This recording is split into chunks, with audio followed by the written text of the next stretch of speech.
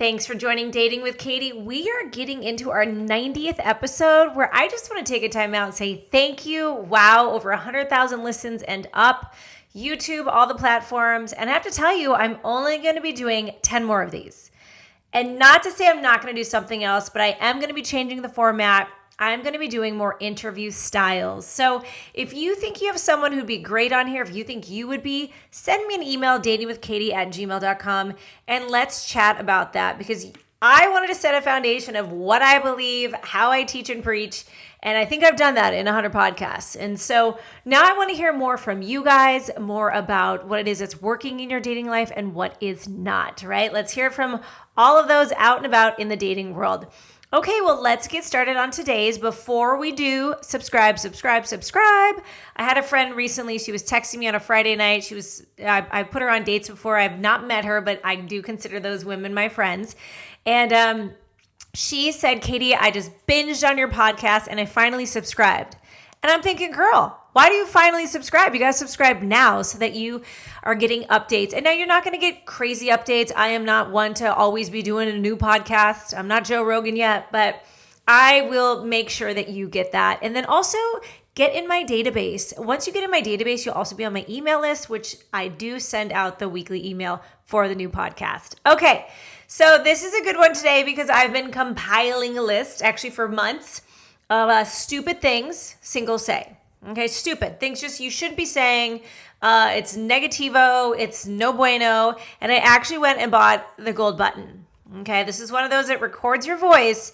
And this is what, I'm not going to hit it every time. I'm only going to hit it this one time. But I bought it for this reason because this is what I want to say when I hear these kinds of things. Stupid. Honestly, there's too many times I'm on a phone call, I'm reading an email back where someone's like, well, Katy, I didn't want to go on a date with him because he didn't go to college. Yeah, but he's 55, owns his own company, his house is paid off, and he makes lots of money. And you're 55 and single, and you're still being picky about that? Stupid. Do you hear what I'm saying here? Little things that, potential clients or potential, dates and matches say that I just shake my head.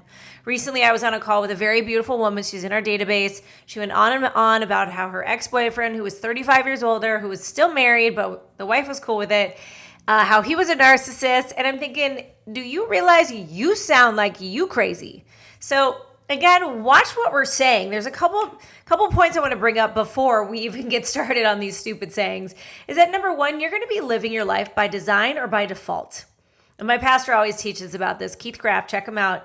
We live our life by what we speak. And so you have to understand that there is power in your tongue. There is life and death in what you speak. And you're going to hear a lot of these. And you're going to hear them from a different way, hopefully today. And you're going to be like, oh, I've said that. I can see how that's detrimental to my future forward, right? I'm not living by design. I'm living by default by even just saying those things. I mean, I had a girlfriend. She used to say, F my life. And I'm telling you, I was like, stop saying that. Your life is a mess and a disaster, and you just keep perpetuating it by what you're speaking. So remember, power in your tongue, design or default. And then lastly, I want to remind you that out of the overflow of your heart, your mouth is speaking. Now, that's a biblical concept, but I think all of you would actually kind of attest to that because if you drink too much, they call it what? Truth serum? Because everything that's been stored up in you comes out. And so we know that when we're harboring things or feelings or whatnot, it's coming out in the way we speak. I also have used kind of the mindset idea that your head is a record. Literally, this is your record player and there's a record on top and the record is just on a repeat, like an old Western where it goes and plays the same song. And some of you just have your neural pathways. You got to go listen to some Joe Dispenza to understand your neural pathways. You're going down the wrong trail every time. You're not hitting the beauty to the top of the mountain because you're going down the wrong trail because you're going down the wrong trail and it's taking you down to the valley. So let's watch what we're saying and let's get on these. Now I'm going to kind of just pin through them because I have a lot. So the first thing I want to bring up though too is I've been looking through other dating coaches and things like that, looking at their titles, wondering like, is my title, do I need to switch it up? And I'm a little bit amazed. I mean, one of the titles I saw that I just thought that, kind of puzzled me said 5 signs that she's not into you. Guys, That's like kindergarten basics here. You need 5 signs that she's not into you. I'm going to give you one. It's the only one you'll ever need. She is not mirroring your efforts. Okay, this is like graduate theory over here, and like 5 signs she's not into you. She's not mirroring your efforts, bro. It's that simple.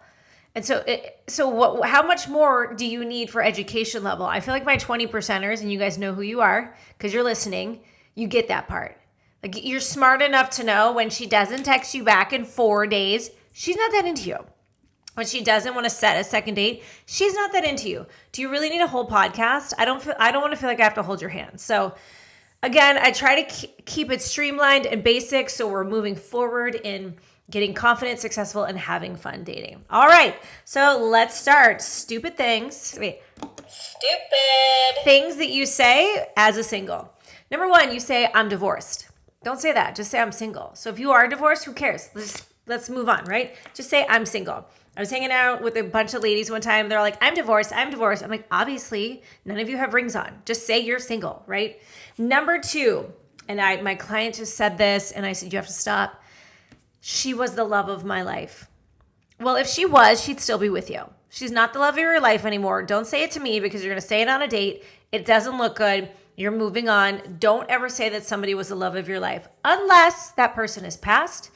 And you can say that that person was the love of my life for that season, because if you're looking to have another relationship, you want your new person to feel like they can also be the love of your life. Now, for those couples who've been married 50 years, y'all can say that all you want. I think that is adorable. We are singles who are looking to mingle here. Number 3, happily ever after. Got it in my database the other day. Hey, Katy, I'm looking for the man who can give me the happily ever after. Girl, you crazy. This is delusional talking. There is no happily ever after. There's a lot of work and effort that goes into whatever after you're going to get after the wedding. Number 4, it was the best sex ever. Okay, so like, can you not repeat that again? Like, are you not capable of ever having it again? I mean, you're really putting pressure and expectation on round 17 with somebody else. Like, really, it needs to be that you're always trying to peak at having great sexual experiences, and however that's going to look. Different seasons have different sexual, spicinesses. So get over it. If that was your best sex ever, my gosh, I surely won't want to be with you. I'd feel like, geez, I can't compete with that. Okay, number 5, and we've seen it in the movie, good old Tom Cruise, you complete me. Shenanigans, nobody completes you. You are your own whole apple. This is not like an apple and an apple comes together to fuse to create an apple. You are your own person. You complete you, the things that you love to do. That is who you are. And when you come whole, you can give whole. So do not come as a half piece and expect someone to fill that. That's why, and I'll be doing a podcast in the next 10 podcasts on the work. You got to go do your work. And if you have a definition of the work, send it to me. All right, number 6. My girlfriend says this, I can get anyone. No, you can't. You just can't get anyone because you can't even get a date right now. Let alone the truth is that you can only get someone who wants you back. So just bring it down. Bring yourself, overinflated idea, bring it down and just start looking for people that you like and that like you back. Okay, number 7. Katy, I want to be swept off my feet. Okay, well, brooms are not clean, and it sounds a little dusty to me. I get it in theory, but no guy is going to be perfect at that. And I promise you, the minute he does do that, you're going to say he's a love bomber, Katy. I've seen it. My clients are head over heels. I bring them such quality women. They're like, yes, Katy, this woman, she's it. I haven't seen quality like this in forever. And then they're generous with her and they're sending her flowers and they're just doing what good men do. And these women are like, it's too much. I'm like, okay. What do you want? I swear, you poor guys, you just can't do anything right anymore with these ladies. But no man's going to sweep you off your feet. Yes, he can be romantic, and yes, you can appreciate that in him, but no one's going to sweep you off your feet. I just did a podcast on this one, you guys. This is number 8. I'm a queen. Okay, remember, if you don't have a king, if you don't have a ring, you don't have a king, you can't be a queen. So stop saying that. It's just not cute. Number 9. Well, they should just love me for who I am. Can't say I'm on board with that. Yes, we should accept people and we should love them by choice, but the whole for who I am. Well, I hope that you are in a growth mentality. If you're listening to this podcast, you are. because we talk about it all the time here. Like, none of these childish shenanigans of like, why didn't she like me? Well, if you've grown, you figured it out. You're not wasting months and months on a woman who gives you no time, Like, I just read this. I thought it was so good. You cannot be interested and inconsistent at the same time. I mean, there you go. Same idea, same concept. Love me for who I am. I hope that you're always working and bettering yourself. If you've listened to Man on Fire, the guy who runs that, he always says the number one casualty in marriages and relationships is lack of growth. And, he has a whole thing, podcast, weekends away to get men to grow up, to get their backbone back. And I'm so grateful for ministries and companies that are doing this kind of thing to help men rise back up, not put women in their place technically, but get to the leadership position that they need to be. And he always says, if you're the captain of the ship, which the man is, and the ship's going down, that's on you. So growth is huge. All right, number 10. If you loved me, you would ... We cannot manipulate people. That is not fair to ever say in a marriage. Well, if you had loved me, correct. You can't go in the past and ask them to do something they weren't capable of doing. You cannot manipulate that situation. If you love me right now, you'll do this. You can ask and you can, hope that they will participate and join. A lot of it is in the presentation of the asking. Ladies, I have seen it myself when I am just gentle and thoughtful and kind in my asking. I see my husband bend so much more. And I used to get frustrated. I'm like, well, he should just want to no matter what. That's not fair. Nobody wants to just do something. It's not like it's a boss relationship here. It's a one-to-one, kindness to kindness, kind communication relationship we have here. So number 11, the idea of falling in love. Falling in love. No, love is a choice. I'm going to say this again. Love is a choice. I choose every day. You could be falling into likeness. Obviously, I have clients that are, a lot of my clients right now, they're all in this great space where they really like this one woman, not the same woman, but they all are, I found them a quality woman that they just feel like is their caliber. They're beautiful. She's challenging. She's fun. And they are just so excited about it. Are they falling in love? No, I wouldn't even allow them to say that. I said, no, you're learning to like her and get to know her. But you fall in love when you get married and you have a consistent relationship and you've determined to be with each other and you've determined to wipe each other's butt if somebody gets sick. That's falling in love because that's depth right there. And love is deep. It is not shallow. That's lust. Okay, so let's remember love, lust, totally different. All right, number 12. I can't imagine life without you. That, again, is another manipulation. If these statements are being said early in relationships, I would be very cautious of that. Now, if you have been in a deep relationship, of course you can't imagine life without them because you've had them for many, many years, decades perhaps. But the truth is that oftentimes when you are breaking up, you miss the idea of that person, usually not that person. So when you do break up, and again, dating coach here, not full relationship expert, but when you were breaking up, maybe after 20 years of marriage, I can't imagine my life without you. Well, of course, you've had them for 20 years in your marriage. But at the same time, remember, you're going to miss the idea of them, maybe not them, because that wasn't a healthy relationship for some reason, and that's why you're moving on. Although I do believe if you can bring it back together, go for that. That is the win right there. Number 13, I just fell out of love. No, you just stopped choosing your spouse every day. And that was probably a long time ago. So you fell out of love a long time ago, and anyone who's been divorced knows the rule of divorce is that you're probably divorced before the divorce. Like you just stopped working at it. You got lazy.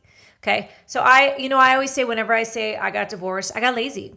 I didn't put in the work and the effort, or I did try and then I just kind of gave up. I quit. And that's not good. I don't like that background of my story, but I also know I'm forgiven and we move forward in that. How about this one, 14? You're my world. No, nobody's your world. Don't say those things. I guess you could say it in a card, but don't live by that, right?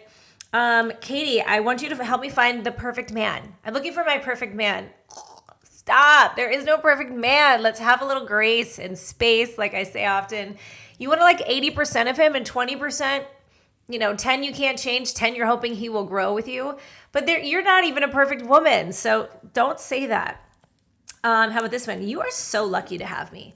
Now, if you're doing it playfully, banter, yes, but there are people who use that in a manipulative way. You're so lucky to have me. There's a lot of that on Instagram. A lot of like, he's so lucky to have me.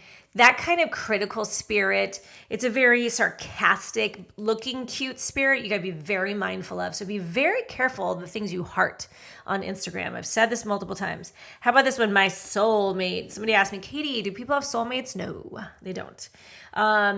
No, I don't think we were soulmates with other people. I don't think we were animal people before. I think we got one chance. This is it. You're a unique being. You're not coming back as anything else. You're not going forward as anything else. This is it, guys. You don't have a soulmate. You got an opportunity to love somebody by being selfless. You know, there was a post on Instagram. What's in 2024? What's the number one reason for divorce? And everyone's writing these long things. I wrote one word: selfish. Because people are selfish. That's why divorce is happening. And I will say I was selfish. And in divorce, you get selfish because it's not going your way and it's all about you. The idea that you're so lucky to have someone or whatever, no, that's just selfish. When you come to a relationship, what are you here to give? All right, moving on. I'll never love again. Or the opposite will be, no one will ever love you like I did. Those are both junk sentences.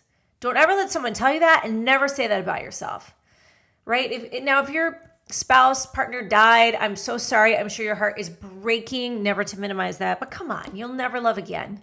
I mean, one of my kids kind of went through his first breakup, and I was like, he was just like, Mom, you don't understand. This is like the hardest thing ever. And I don't know if I'll ever I was like, what are you talking about? Like, I get it. First love, very cute, but you'll be fine, right? I'm such a practical mom. I'm like, you'll be fine. There are many other women out there. They're fantastic. This is a good starter. You learned a lot about relationships. You know, women are expensive. But again, I'll never love again. Don't even say that, because when you say that, it's like you're cursing yourself in your future. All right. I'm going to be single forever. Well, if you keep saying that, you're going to be cursing your future too. Just know it's a season. And I have a whole podcast on being thankful for being single. It's huge, right? And if you change, I'm so thankful I'm single in this season. I can't wait for my man to come. I can't wait for my amazing woman to come. But until then, I'm going to enjoy the space and the enjoyment. I mean, I got to be honest. I was laying in my bed married last night. I was dreaming of my old bed when I was single, meaning just last year. I loved my bed. I loved the bed that I had when I was a single mom. It was my space. It was my haven.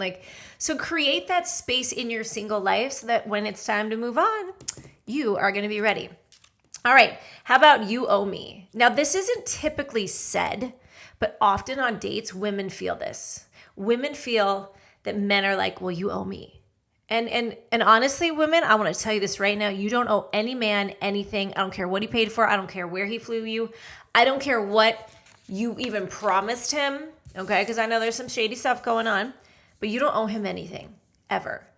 This is not an exchange. You don't owe him your heart. You don't owe him a piece of your body.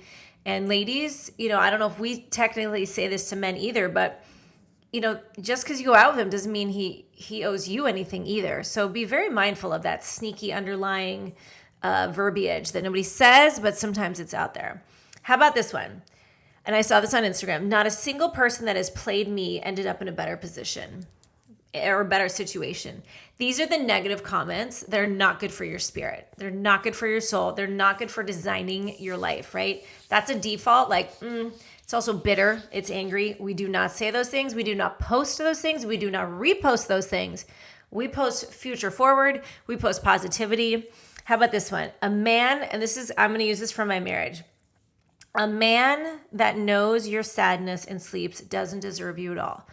Okay, so that's just a man who does that, and it's common that men will do that because they don't want to fight, or it's been a long night and there's a topic at hand, and my husband and I will be maybe duking it out a little bit. And he just needs to go to bed because 1, he's tired from a really long day. 2, it's really not going anywhere. So maybe wake up with a fresh attitude. Now we can go to bed and still love each other. I mean, right, with our children, you can be upset at your child and say, I love you. Now my daughter's like, how do you love me, but you're upset with me? Of course I love her. She's my child. Yeah, I'm upset with what you did, or I'm upset with something, but I still love you. Your husband can go to sleep. He can go to sleep even though things haven't been worked out and still love you. Okay, so be really mindful of that. You can go to sleep and be like, babe, let's take a break. Let's go back to it in the morning. We go to bed without anger in our spirit, but we want to come back and bring it together and do better, right? So be very mindful of these things. Now, if he is constantly doing that, then he just sounds like a jerk, but you picked him. So let's be mindful of how we're picking. And then lastly, and this one I want to take a second on, they broke my heart. I want to encourage you that there are people who do break your heart, but you need to guard your heart because it is the wellspring of life, right? This is a Bible verse and you've got to guard this. Nobody should ever have your whole heart until you are fully married. And even in marriage, someone could technically break your heart, but the person who has your heart is God, okay? Because man, woman, they will fail you. They will mess up. They will hurt your feelings. They will do gnarly stuff that just jacks you up. They will cheat on you. They will do whatever it takes. They will do whatever sometimes that will break what feels like break your heart. But you cannot say those things. Your heart is not broken. Your heart can be fully made new and restored. God can take beauty from ashes, right? So the ashes of just what you went through, that broken heart feeling, can be made beautiful again. And I want to encourage you in that. I know I was listening on my little Bible study last night. We're doing a book called Your Heart's Desires. I got 2 more weeks. If you want to join us, jump on. It's in my link tree. And this one woman, she said, Katy, I've had 2 divorces and I still want to be married and I'm really afraid to tell people. Well, the beauty is God takes 2 divorces, even if you had 7 divorces, which is not to your benefit. That's a lot of work. You're going to have to do a lot of the work to get through that. But God is still good and he's bigger than all of that. So whether you're a believer, I'm a Christian, and whether you're not, it's true for all of us. God is still good. He's a good, good father to you and to me and to all of you singles out there who feel like you've had your heart broken. So I just want to encourage you in that your heart is not broken. Your heart is just hungering for a God who can fix it.